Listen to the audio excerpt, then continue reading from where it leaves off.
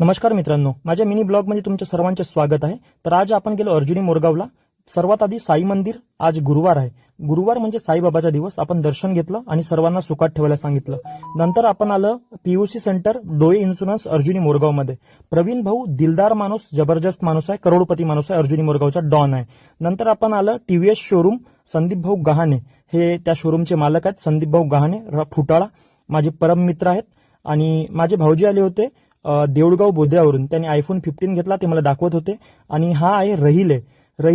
First time setting केलं होते आणि मला दाखवत होता. लुकाराम छुटे सरची गाडी थोडी ठोकली होती. नंतर आपण गेलो राज मोबाईलमध्ये. राजू भाऊ म्हणते तुझ्या जिओ मार्टवर एखादा पैसे मोजायची मशीन असेल तर सांग म्हणते, आपल्याकडे पैसा भरपूर आहे म्हणते.